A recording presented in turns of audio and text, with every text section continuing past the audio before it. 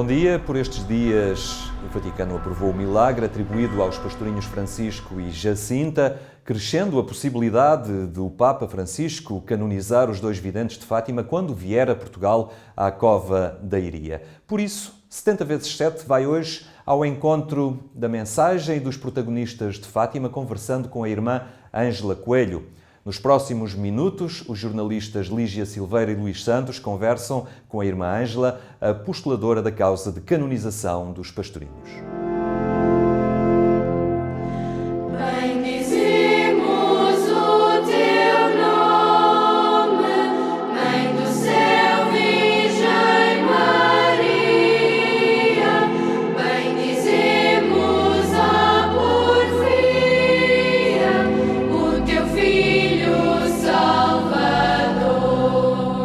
Falar de uma mensagem que tem 100 anos. Como é que isso se faz nos dias de hoje? Falar 100 anos depois de Fátima é tentar de novo, repetir de forma nova, com uma linguagem nova, com um interesse novo, sem dúvida nenhuma, aquilo que Nossa Senhora e o anjo aqui vieram trazer à Cova da Iria, não só para Portugal, mas também para o mundo inteiro. E o que tenho sentido nos últimos meses, talvez nos últimos anos, é até um interesse maior por todas estas temáticas e por todos estes assuntos, estes temas que aqui Nossa Senhora veio trazer. Mas como falar numa linguagem que o homem contemporâneo hoje perceba de um acontecimento que mudou vidas de crianças, mas também de pessoas mais velhas que acreditaram em crianças, em 3 crianças na altura, numa linguagem que diga algo de novo à vida do homem contemporâneo hoje? Sabe, eu acho que as necessidades do ser humano são muito constantes ao longo da vida e ao longo dos tempos, das épocas históricas. Por exemplo, esta necessidade de sermos aceitos, de sermos compreendidos, a necessidade de nos sentirmos felizes e realizados, a necessidade de termos paz, de estarmos bem connosco próprios, com os outros e com Deus. Ou seja, apesar de facto, o ser humano ter mudado, em termos de linguagem, em termos de forma de comunicar, em termos de compreensão do próprio mistério, as necessidades são as mesmas. Obviamente que nós, os agentes da pastoral da mensagem de Fátima, digamos assim, temos aproveitado de todas as ferramentas que quer a ciência teológica nos dá, portanto, conceitos diferentes ou uma forma diferente de olhar para os mesmos conceitos. Temos aproveitado também tudo aquilo que temos adquirido da psicologia, da sociologia, da forma de, no fundo, das pessoas de se relacionarem entre si, mas a grande dificuldade está, se calhar, provavelmente, em que, aparentemente, algumas das coisas que são faladas há 100 anos atrás, hoje estão fora de moda. E essa tem sido, talvez, a nossa maior dificuldade, o nosso maior desafio, mas, de qualquer forma, não sinto que seja desfasado daquilo que hoje é a necessidade do ser humano. Mas o contexto histórico é totalmente diferente. Há 100 anos atrás, o mundo era completamente diferente de hoje. Sim, é verdade. Os factos que nos rodeavam, que faziam notícia em termos de facto, de algum conteúdo eram diferentes. Mas se reparares, há 100 anos atrás vivíamos numa guerra mundial. Hoje, eu não sei se esse medo não está exatamente presente, ou talvez ainda mais. Porque a globalização nos traz notícias ao minuto, quase as coisas estão a acontecer e nós já estamos a saber, o que eu creio que ainda vai gerando mais medo e mais ansiedade. E a mensagem de Fátima dá resposta a esses problemas? Aponta caminhos. Sabe, eu custa-me um bocadinho absolutizar respostas, porque eu acho que a única resposta é Jesus Cristo. Por exemplo, o apelo à oração é um apelo que Jesus lança. Porquê? Porque é importante para o ser humano manter esta sua relação com Deus, fonte da nossa vida, fonte da nossa segurança, fonte da nossa alegria. Fátima vem de novo apontar a necessidade da oração. Claro que em Fátima é proposto uma forma de oração muito simples e provavelmente adaptada ao nosso tempo de vida, ao nosso ritmo, à nossa correria, que é a oração do Rosário.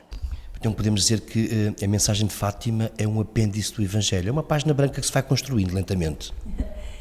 Eu diria que a mensagem de Fátima é uma tela que se vai tecendo com diversos fios que do Evangelho recolhemos. E esta tela belíssima que temos com 100 anos de construção, no fundo temos visto, à medida que este tempo avança, que esta tela está a ficar lindíssima, precisamente porque é tecida com os fios das páginas do Evangelho.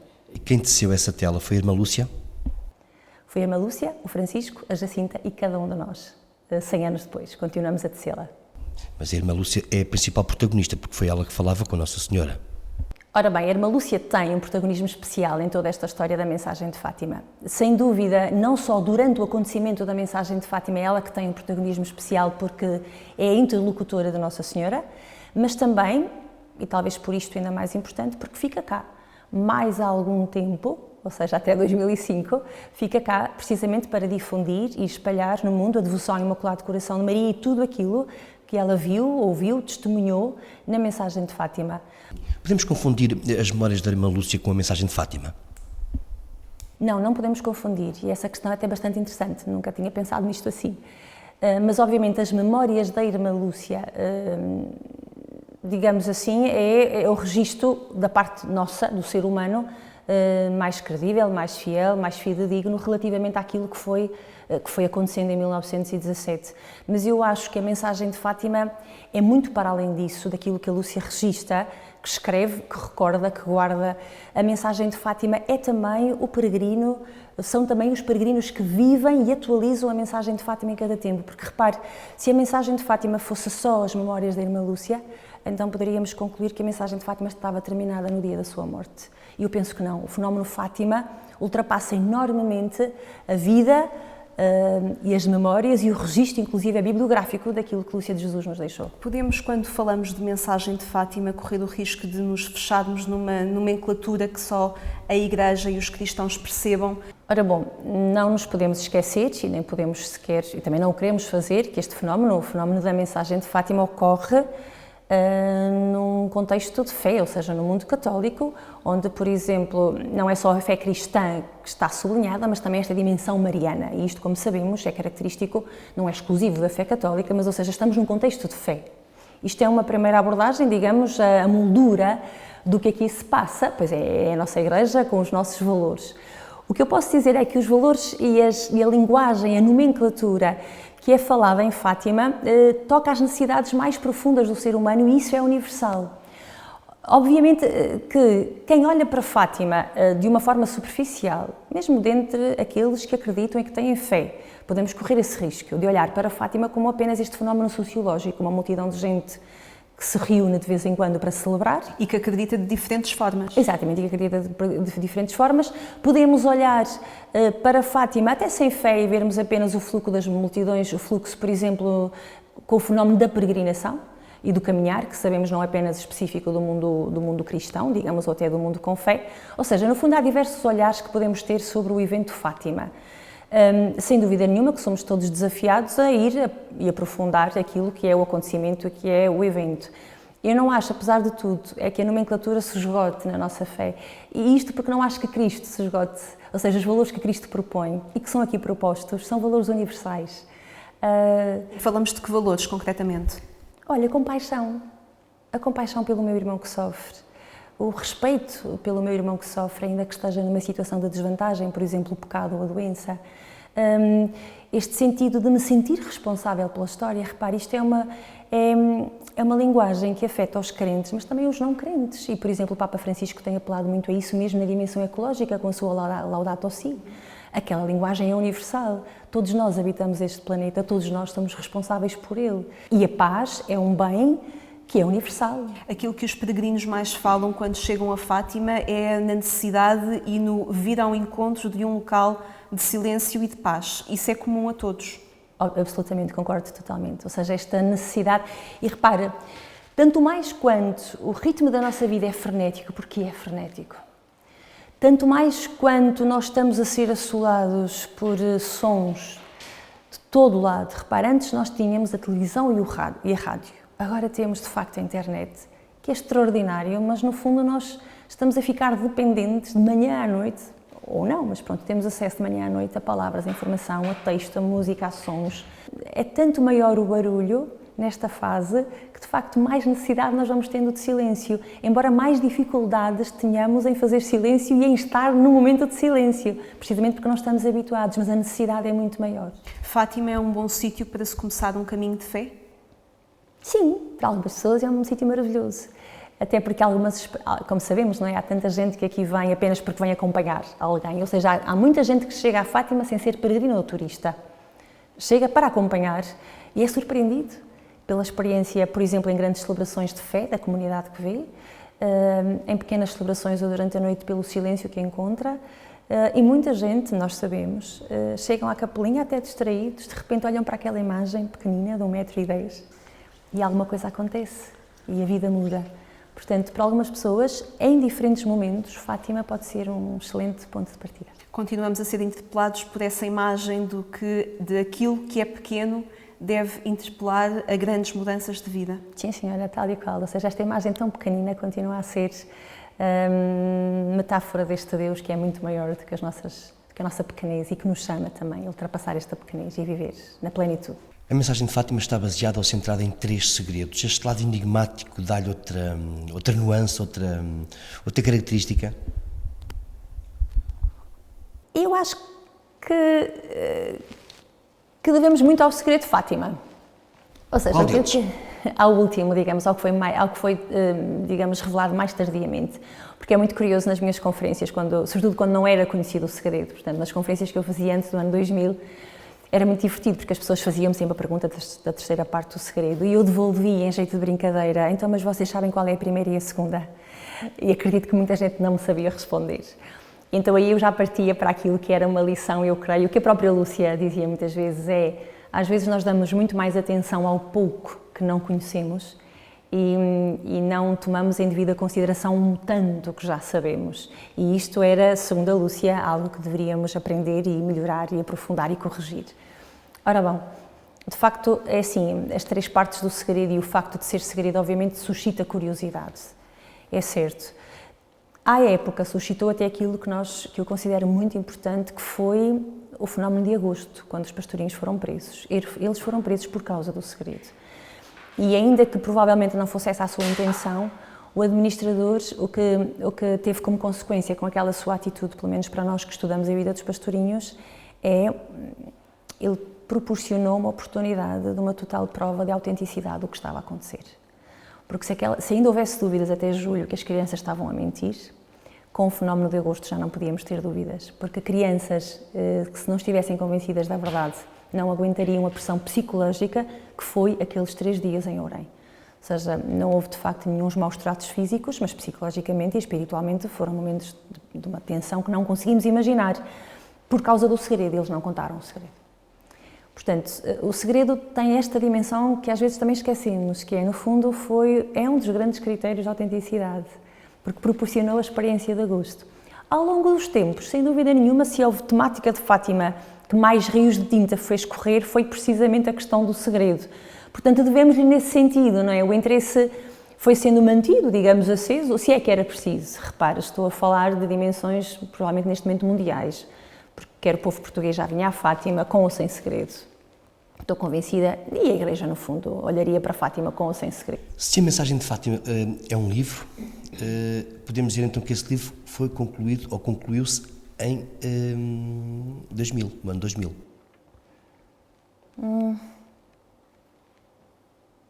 Não sei se concordo, eu acho que ainda se está a escrever.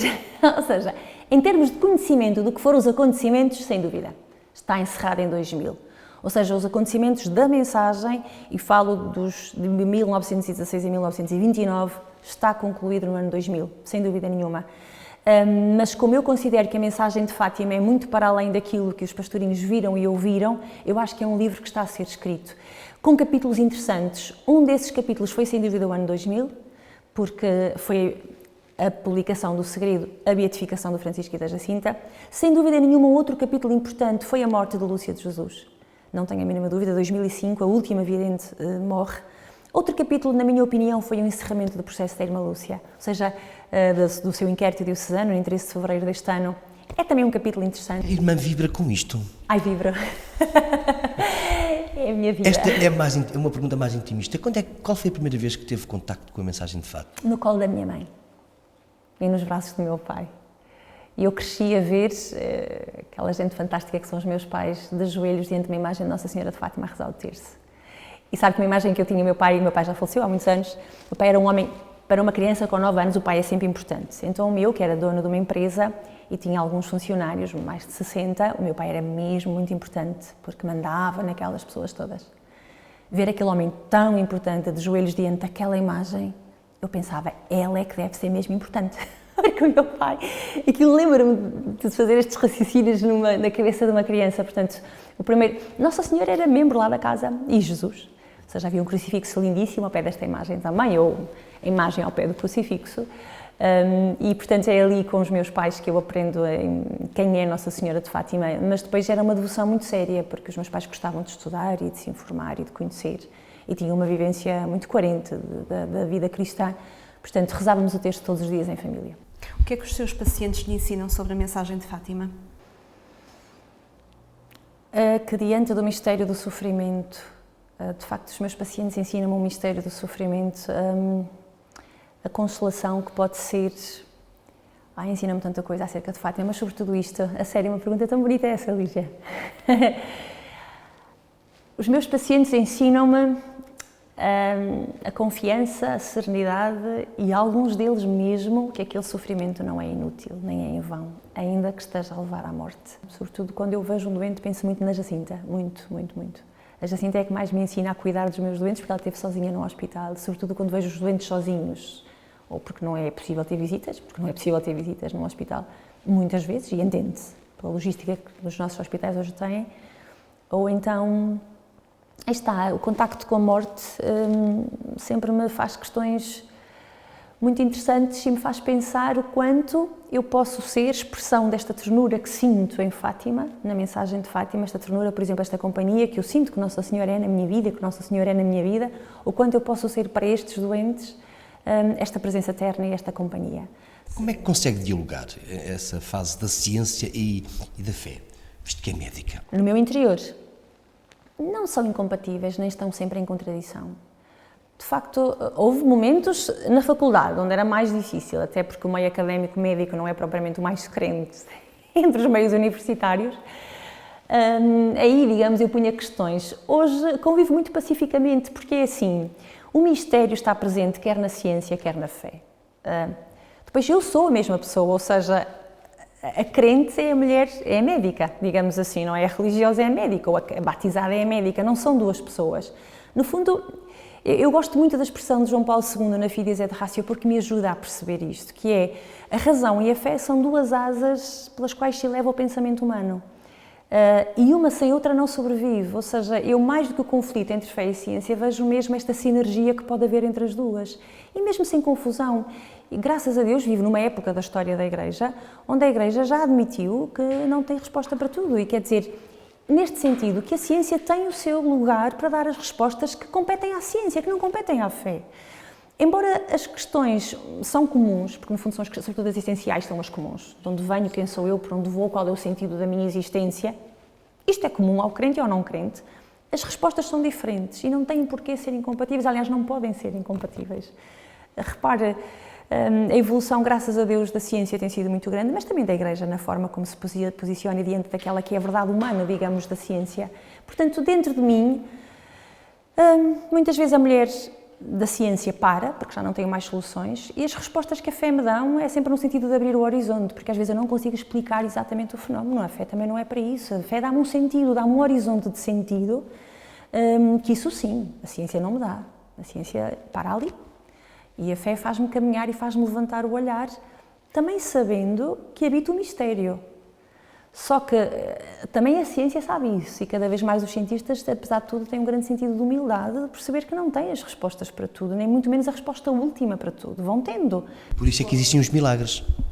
Também existem os milagres, mas repare, e só para concluir esta questão entre a ciência e a fé, no mistério pode-se habitar. Não é? Nas contradições é que não se podem habitar, mas no mistério habita-se.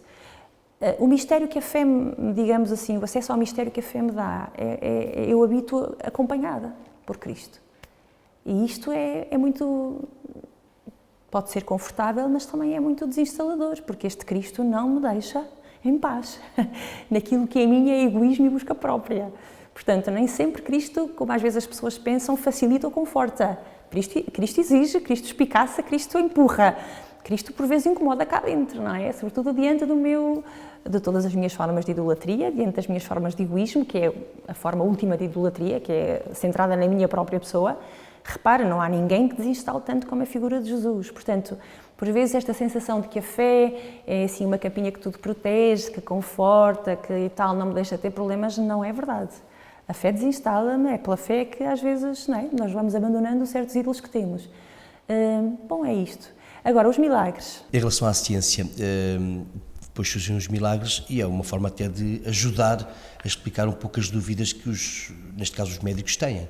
Se é milagre, nem assim se sabe explicar. Ora bom, a designação milagre, e isto é bom aqui irmos esclarecendo também, nunca uma comissão de médicos me diz que é milagre.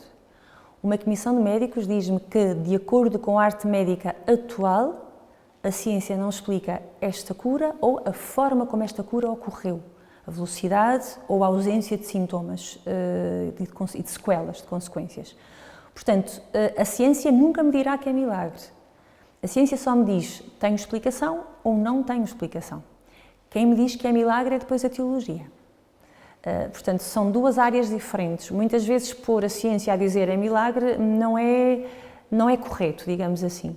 Portanto, e estes dois campos, provavelmente pela minha formação, desde o início estiveram sempre muito claros. Portanto, quando às vezes dizia, não é que como médica eu procurava um milagre, não, eu não procurava um milagre como médica, eu como médica procurava um evento, fosse ele de cura ou até não, em que pela arte médica atual não tivesse explicação. É só isso. E nessa altura quem é que fala mais alto, a médica ou a religiosa? Não sei, acho que é religiosa. A médica também teve o seu percurso a fazer nesta parte. Sabe que a questão dos milagres, obviamente, para a minha parte crente, não tem problema nenhum. Para a parte científica, sim, não digo incómodo, digo desconforto. Ou seja, de facto, nós quando estudamos medicina, nós estudamos para explicar, para tratar, se não conseguimos explicar, para a vida, para o conforto, e se não conseguimos dar mais vida, pronto, pelo menos aliviar os sofrimentos da pessoa em questão. Podemos não tirar a morte não se tira, aliás, nós não temos a vida nas nossas mãos. De facto, como médica, andar à procura destas coisas também tive que fazer o meu caminho. Em relação à ecologia, a mensagem de Fátima também apela aos valores ecológicos. Podemos dizer que a azinheira é um símbolo ecológico que está ali naquela esplanada do santuário. Aquela azinheira já assistiu a muito sofrimento e muita alegria. Sim. E já absorveu, sim, a mesma metáfora deste Deus que nos acolhe. Sim, se esta azinheira falava nos primeiros atos pastorinhos e daqueles ali aguardavam a vinda de Nossa Senhora e sim, contariam provavelmente muitos segredos dos corações que ali passam.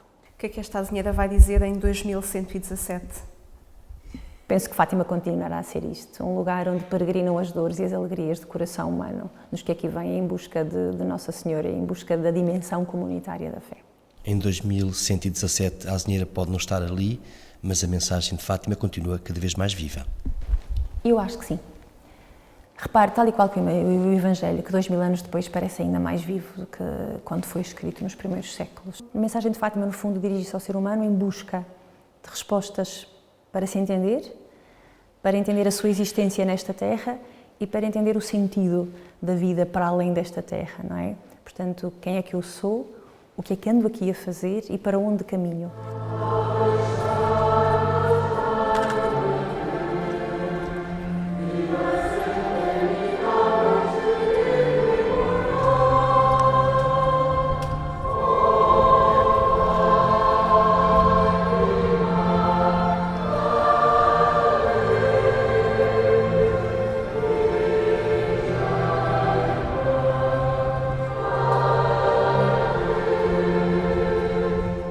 Fátima, os seus protagonistas, a sua mensagem, no momento em que aumenta a expectativa em torno da possível canonização dos pastorinhos em maio, quando vier o Papa Francisco. Este foi o programa 70x7, de hoje a 8 dias. É o Dia Internacional do Livro Infantil, por isso vamos visitar a literatura dos mais novos. Tenha então uma boa semana, até de hoje a 8 dias.